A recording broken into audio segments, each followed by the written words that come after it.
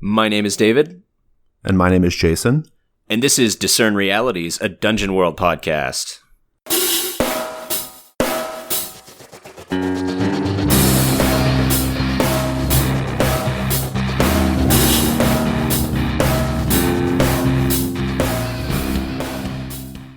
Our first segment is What Happened Here Recently? Well, Jason, I finally went and did it. I went and tried to play an entire session of Dungeon World with just one GM and one player. Okay. And guess what? It worked. That's we did good. it. I suspect it would. Well, so what's the background? Like, what'd you guys do? Okay, so we did my Deathfrost Doom abridgment, which is a highly modified Deathfrost Doom.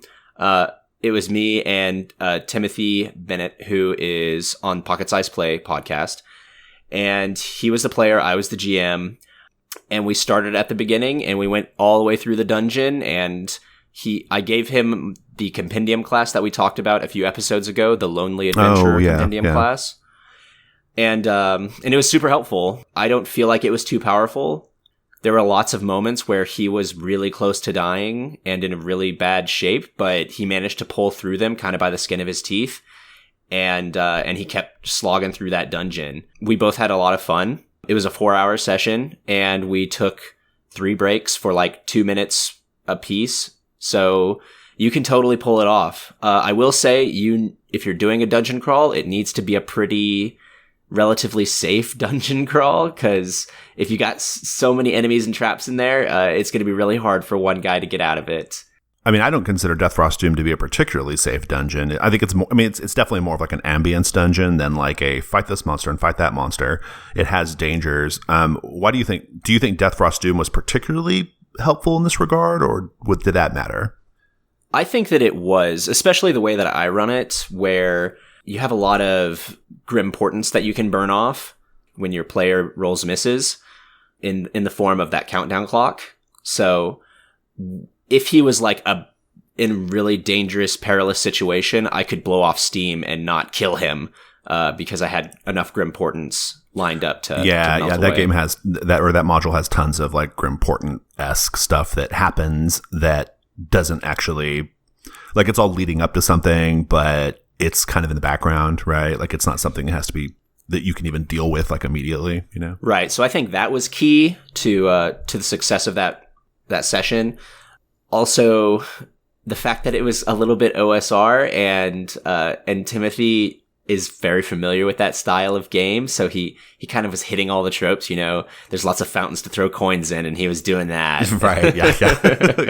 Deathfrost Doom is so classically like, I love it because it feels really old school, but it's got like a nice, moody, thematic coat of paint on top of it, which I'm into. So. Right. So one of the things I did to kind of give it a little more life, because if it was just him running around that dungeon, it might have been a little bit too dry, is I had an NPC who had also wandered to the top of the mountain and was wandering through that shrine. That's good. Yeah, they should have somebody to talk to, right? Right. He wasn't a hireling. I think that was very important that he wasn't a hireling. He wasn't there to help him. He was just also there. And like, he would periodically like run into him, and it would, you know, it would kind of be a creepy moment when he would run into him in the dark, and he would, you know, let him know how many skulls had fallen because he's been sitting there watching them, or he just found something. He just found something else.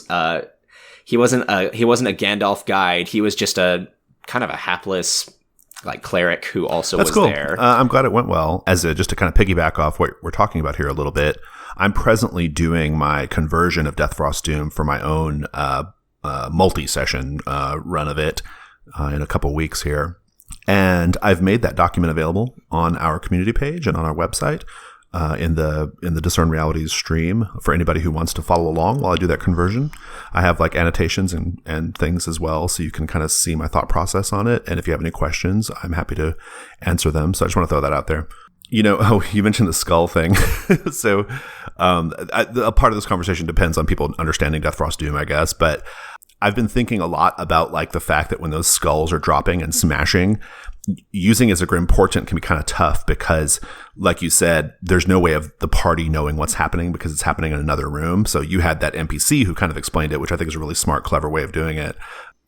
I've decided on something a little more like on the nose. When mine fall and smash and break, they're going to make like a wailing spirit noise at the same time. You mean like your noise that you always do? That like that, yeah. So I love that noise. Yeah. So there's going to be that. Oh, that's great. But yeah, cool. That's great. Awesome. Well, I love Death Frost Doom. I love that you're going to be running it in 4 sessions, and Timothy's going to be there. But it's going to be so different because I cut so much out and I changed so much around that he's going to be like, wait, I thought it was this, but nope. Right, yeah. Sweet. Let's go ahead and move on to the next segment. Our next segment is What Should I Be on the Lookout For? So the Gauntlet gaming community, which Discern Realities is a part of, we have been putting together a test issue, the test issue / first issue of a little fanzine called Codex. I've mentioned it a couple times on the show before. The first issue, that first test issue is out right now. You can get it by going to our website. There's a tab for Codex on there, and you can go download that issue. There'll also be links, I'm sure, somewhere on our G Plus page. So I just want to point listeners to that. This test issue is pretty cool. The idea behind Codex is it's just filled with lots of usable, inspirational elements to help get your games off the ground faster. That's the idea. I was not super interested in including like whole scenarios or modules. That was not really the goal. It was more in the vein of kind of like Marshall Miller's Dungeon Starters. That's been a big influence on this. Some of the things that you find in Worlds Without Master, that's been a big influence on this. So the first issue contains something for Urban Shadows, which is another Powered by the Apocalypse game, which I'm sure listeners are familiar with. It's called, it's a little adventure starter, a campaign starter, I guess, for Urban Shadows. For a game set in Austin, Texas, it's called A Violet Crown Steeped in Blood.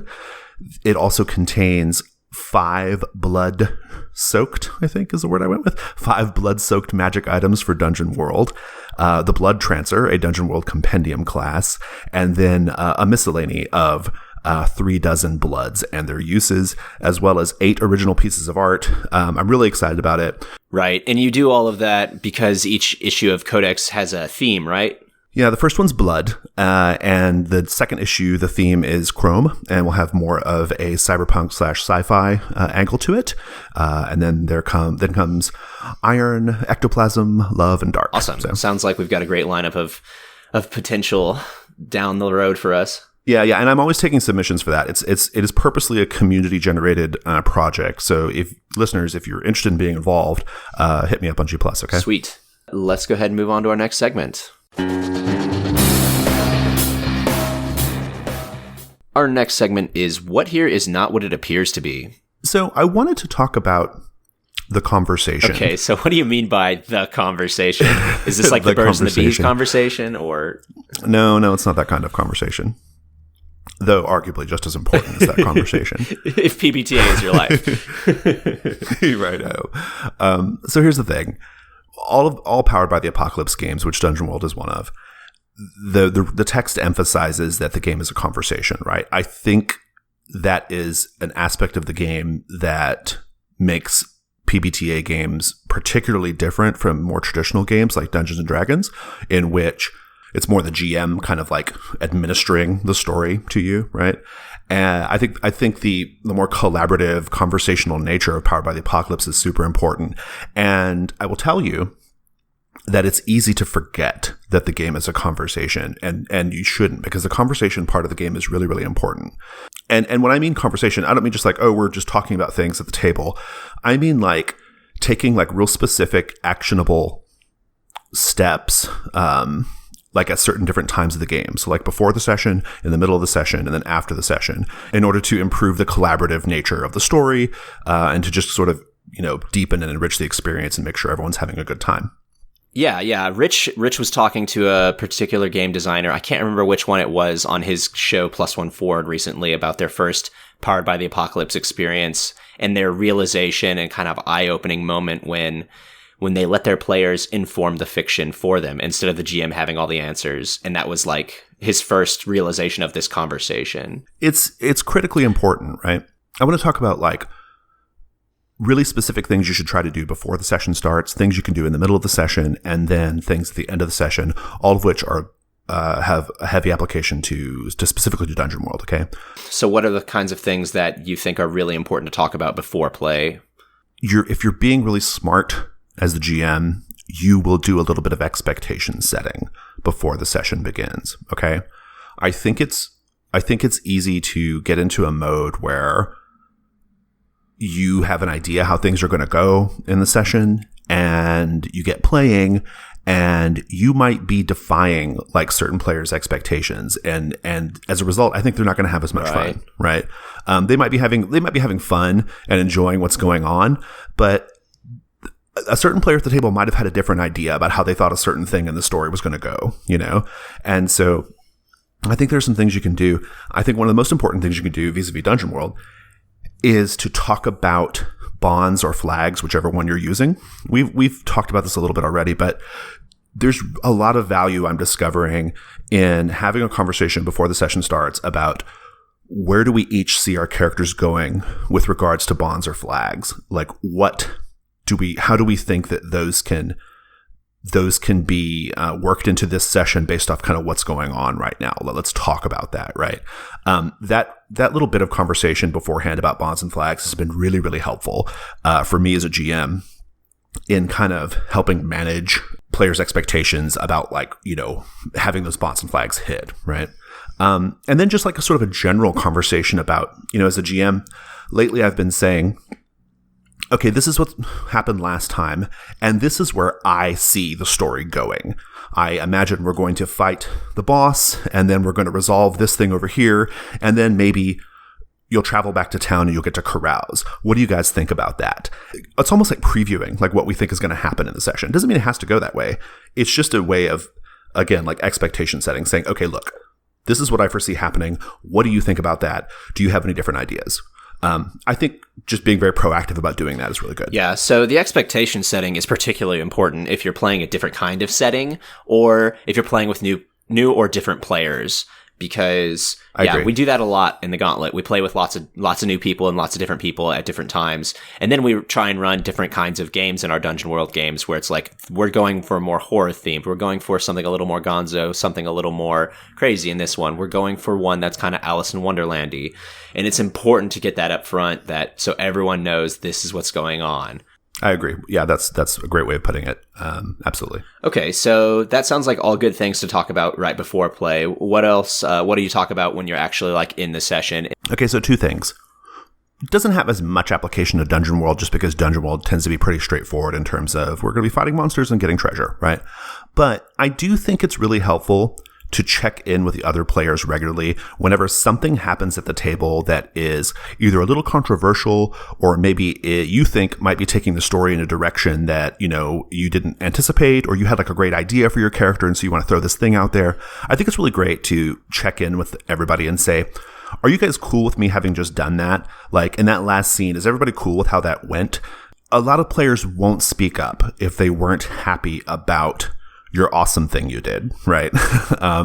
And so I think checking in with the players routinely about like making sure, are you cool with what just happened in the scene? I talk about giving in game all the time, right? It's a nice like giving thing to do. That's kind of like a reverse archipelago moment where instead of having a stack of cards on the table that say, could you do that a little different or whatever, you're inviting the players to say, could you do that a little different? It's just keeping lines of communication open. And then also, the other thing I wanted to say was kind of just reinforcing what I said earlier. Session, like scene to scene, it's okay to talk about flags and bonds too, right? And in fact, I think you should be really proactive about it. You should say, as a player, hey guys, this other player X has this flag that I think is really cool. I'd like to set up a scene where I can go hit that flag and then work with the GM to work it out. It's such a good move. And I mean, it's such a good move. It is the very best way of handling, and probably bonds too. Like, hey guys, I've got this bond. I think this might be a great opportunity to explore it and resolve it. Right. That conversation, like talking about it like in a meta way like that and being very proactive is so effective. Yeah, that sounds super helpful because in Dungeon World, like you have scenes, But sometimes it doesn't seem like you have scenes because you're just going through a dungeon and you're focused on looting and plundering and killing monsters. And then at the end of the session, you realize, oh, we didn't do any flags or bonds. But if you step back and you have that meta conversation where it's like, hey, we haven't looked at bonds in a minute. I kind of wanted to have something like this because it's more small stakes. It's more like interpersonal relationships of our characters. So let's have a moment and do that. And me as the GM, I promise I won't just jump on you with monsters and loot and things. You can, you have this moment. I want to watch that moment because it's beautiful.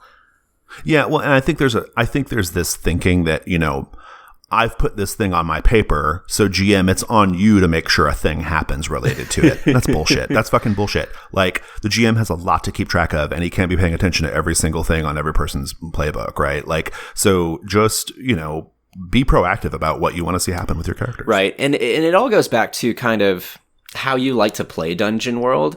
It's not Dungeons and Dragons where it's a simulation of a dungeon crawl. It's a conversation and it's a collaborative experience of telling an awesome story about a dungeon crawl. Exactly. Right, exactly. Okay, so what do you do after play that helps you along with the conversation? Okay, so after play, now I'm a bit of a hypocrite here because I don't do this all the time. In fact, I rarely do it. I'm saying it here now as putting my flag in the sand of saying I am going to start doing it, which is a technique that Rich, who's on Plus One Forward and the Gauntlet podcast, that he likes to do called Roses and Thorns. Roses and Thorns is really great. It basically, at the end of the session, you start with thorns. Always start with the thorns. Everyone gives a thorn, and so a thorn is a thing that you were either unhappy with in the session or something you thought could be better, right? So it gets to me, even the GM too. And my thorn might be, I really wanted to have a scene about X and we kind of just blew past that. Or another thorn, I thought we should have taken more breaks, that kind of thing. Like just whatever, just any actionable thing that can like help the table be better, right? And then you do roses, and you go around and you say one really great thing. I thought when Bill, did that cool thing with that monster, I thought that was really awesome. Or I really liked how you gave my character a chance to explore that flag. Yeah, that's great. I do that. It's not as formal, and I've never done it as the GM to the players because I don't know, I just feel like I'm uncomfortable criticizing my players. Like, I feel like I do that enough in play where I'm like suggesting things for them. But one other thing I talk about after play is I kind of go back to what you do before play, where you talk about where the session is going. I kind of, so where do you guys see yourself moving after this? Just so I can start prepping up the next thing where they think that they're going. Yeah, I think that's great. And take a little break, and then, yeah, that's great. Yeah. Is there anything else that you had on this conversation topic? No. It just occurred to me, I think it's always just good to remember that the game is a conversation. Yeah, and I want to emphasize, like, with it being a conversation, that means the GM doesn't necessarily know all the answers, and the players don't necessarily know all the answers, and it's about finding those answers together. So if a player has a really great idea, it's up to the GM to facilitate, okay, let's do that one. And it's, kind of just his final call, but everyone's contributing. And that's what makes Powered by the Apocalypse great. Agreed. Cool. Let's move on to the next segment. Our next segment is what here is useful or valuable to me. So one of the advantages of running lots of Dungeon World like I do is you get a chance to discover things that the system is seemingly not good at handling. And you also get chances to work on ways of fixing that, right? And so a thing that I've never been super happy with in Dungeon World is how the game handles like mind control. So consider the One Ring, right? Having a powerful influence on Frodo's behavior. Sure. Right? Or a wizard ensorcels you to do a thing. Does the game even have any like built-in mechanics to handle that? There's almost nothing. Yeah, like I have never been able to adequately handle it. Like, because you end up, okay, I think on the worst part of it, you just say like, oh, well, your character does this. And then, and then you just like narrate what their character does. That's super deprotagonizing, right? I've done that before, but I've been really, really careful about it. I've made sure that the scene was like really honest, and I've really, really built up to it. So one time for example, I had this character taken over in this like scene that was kind of like a horror scene, and they killed a hireling, right? And they murdered a hireling because they were like they had this like supernatural fear, that they were possessed with, and so they thought the hireling was a traitor and they killed them. But I didn't do that lightly. Like that, like I built up to that in a huge way so that when it finally happened, it didn't feel cheap, right? But that's the exception to the rule. It's generally really hard to do a situation where it's like, okay, well, I control you now. It's hard to handle. I mean, you can ask the players to behave in a certain way because that's in the spirit of the game, but that's also kind of unfair, right? Because it's like saying, right now, I have ensorcelled you so that you are friendly with Lord, Crabapple or whatever, and so you need to behave in a certain way, right? It feels a little off because like the player's like, okay, well, I guess I'll do that. That's almost worse than just telling them what their character is doing. It's not good. Mind control and stuff works great in D&D, in Dungeons and Dragons, like Charm Person and stuff like that. It works great in those games because those are more simulationist, and it's really easy to say, okay, well, you just attack, roll Thaco, okay, you roll whatever, and then you roll damage. Like it's more, there are more like predictable mechanized results, and so it's, to my mind, it's not as bad as like a game like Dungeon World where fiction and narrative has so much power, and now I'm saying, well, that fiction and narrative belongs, or surrounding your character belongs to me, the GM, right? Like it's a problem, right? So with that gigantic bit of setup, I've come up with a solution that I've been using in the last few months, and it works great. It's a great solution to this problem. I kind of cribbed this idea from, we talked about this a long time ago. There's this series of supplements called Take on Magic Items. Remember that? So Aaron Friesen made this magic item in one of those that does this thing whereby this magic item kind of takes over your mind a little bit. I kind of like used the rules from that a little bit, combined with the way Monster Hearts handles things like this, and which is another game. And I've come up with what's essentially a sort of generic custom move, kind of like my Labyrinth move, that you can kind of plug in things as you wish. So it goes like this. When you come under the influence of X being whatever the thing is that's influencing you, the GM gets Y hold. 3 is probably okay, but go with whatever number you think makes sense. The GM can spend those hold to suggest a course of action that conforms with the following statement. And then you have your statement. The statement could be, I want to cause death and destruction. I must support Lord Crabapple in his incursion or whatever, right? If you take the course of action, mark 1 XP. If you do not, the GM gains 1 more hold. So basically the GM gets their hold back. The idea here is the reason, and I've been using it a lot lately in different contexts, and it works great because it's like the character's under influence. The player has a strong incentive to do the thing, but they can still opt out, It's a nice balance. It's working really well. Just the last session of Dungeon World I played, in fact, I had a thing. I kind of redid that, kill the hireling scene in a different context, where I basically said, okay, the statement was, Pate is a traitor, and I may have to kill him. Wait, the torchbearer? Right. Yeah, the torchbearer Pate, yeah. So it worked. And I made the offer, and the player thought about it and said, yeah, this makes sense. I want the XP. And so we worked out the scene. Everyone felt it was satisfying. The player didn't feel deprotagonized because they got to make the decision whether they did or not. And the 1 XP reward is like an incentivizer to do it. Right. So now I'm almost too I'm too hung up on poor Pate the Torchbearer to comment on this. I'm so sad. He sounded like such a great NPC. Yeah, he's a great NPC. I think listeners should try it out. I love it. This goes back to what we were just talking about the game being a conversation and a collaborative effort to tell this great dungeoneering story. This kind of relies on you having a lot of trust in your players to not be trying to game to their character's best advantage in every scenario, but to be more interested in telling a great story. And when you frame up something like, hey, if you do this thing right now, which will be awesome on screen and totally make sense in our story, I'll give you XP. And if they're playing Dungeon World in that spirit, then this will totally work every time. Yeah, and I think like making it like mechanizing it with like incentivizers is the right way of handling like mind control or like undue influence in this game. You think of game like I took this also from Monster Hearts. Yeah, it sounds a lot like strings. Yeah, it's like strings on Monster Hearts, right? Like it's the same idea. I would like to see you do this, and if you do it, you'll get an XP. Now great, let's work out the scene. How does it go? It works. Yeah, that's cool. Sweet. Was there anything else that you want to say about it? No. Well, let's move on to the next segment. Our next segment is What is About to Happen. This is our ongoing comic strip AP featuring the adventures of Lucero Castafiel. And when we last saw Lucero, he was having a conversation with his sister, Lugana, who's a vampiress, and she's they're up in a tree together, basically.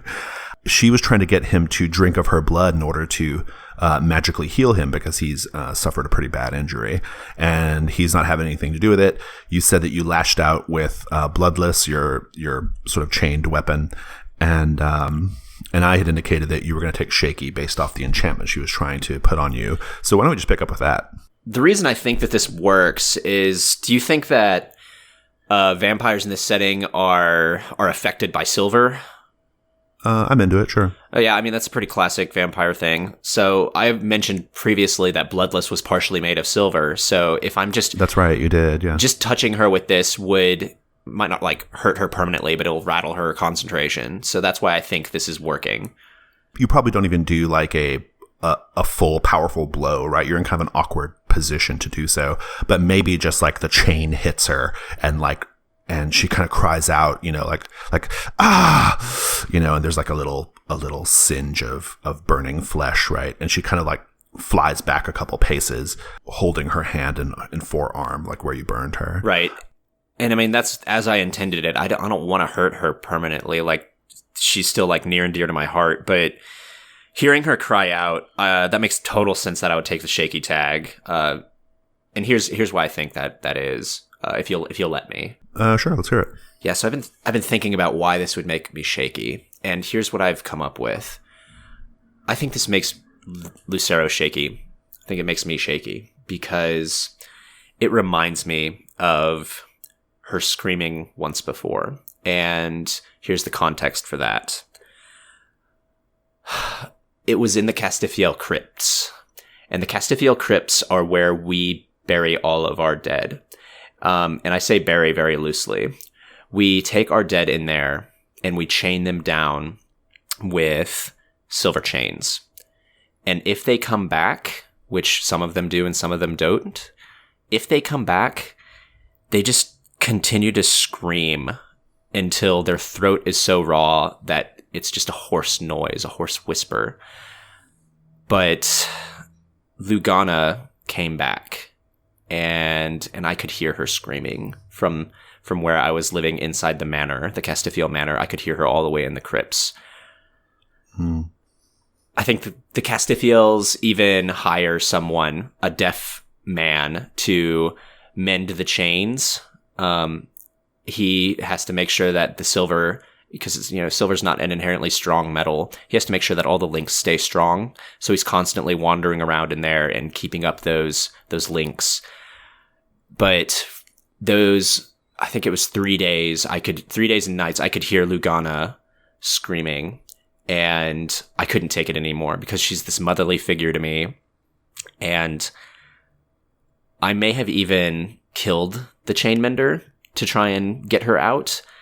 I'm not sure if I did or not, but I definitely freed Lugana. But I tried to make her promise that she would stay in the crypts and rest, and she wouldn't roam the earth.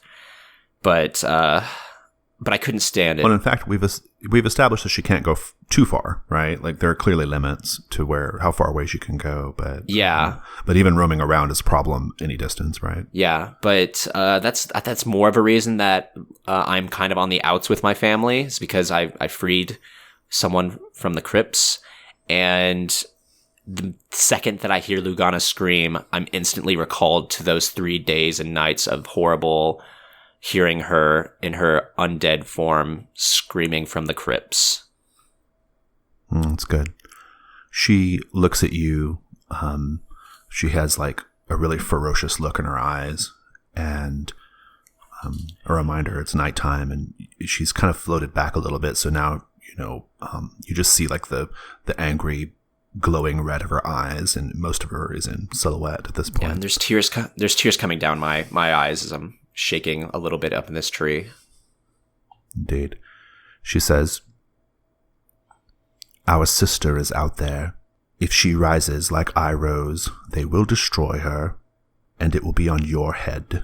Sobbing a little bit, I respond to her, I will get our sister back, Lucana. Just return to the crypts, please. She says nothing and flies off. And I think I passed the rest of the night fitfully thinking of all of that. Well, so let's talk about the journey to the city then. I mean, you are pretty badly injured from your encounter with the One Eye. How do you imagine Lucero? How do you imagine this proceeding? Like, you probably don't have time to just sit in the tree for days, right? No, I don't think so. I have to make all haste as much as my means will allow me towards the city. So I made some crutches on a previous episode, and I guess I'll just be employing those crutches. It's going to take a while, but I've got to do this for my sister. Well, let's fast forward a little bit. Just show us, what does it look like as you are making your way to this city, to confront the worshippers of the peerless star Carcosa? So I still have the Gimp Orc chained up, and I take all of my stuff and I pack it in a pack, and I lash it onto his back, and I'm kind of dragging him behind me. He's my proxy pack mule, and I'm crutching my way through this forested area and then over some like hill lands. And a lot of that is like just dragging myself up rocky terrain and like then getting back on crutches when it's flat enough. And then I see the city in the distance, and I'm making my way now up like a king's road or path that is much smoother, leading this orc who's probably getting a lot of weird looks from people, but I just kind of wave him off and tell him, don't mess with him, and he won't mess with you. He's chained up. He's perfectly harmless. And I think that's where we will fade to black on Lucero's story. And we'll pick up next week with Domenico. Oh yeah, we got to figure out what's going on there. That just leaves one final question. Who's really in control here? So we're a member of the Gauntlet gaming community. If you'd like to get in touch with us, I recommend you go to our website, gauntlet-rpg.com. On that website, you will find links to our community page on G+, as well as our meetups and our other podcasts. We are also on Twitter at GauntletRPG. Awesome. Thanks, Jason. Thanks, David. Thanks, listeners. That's our show.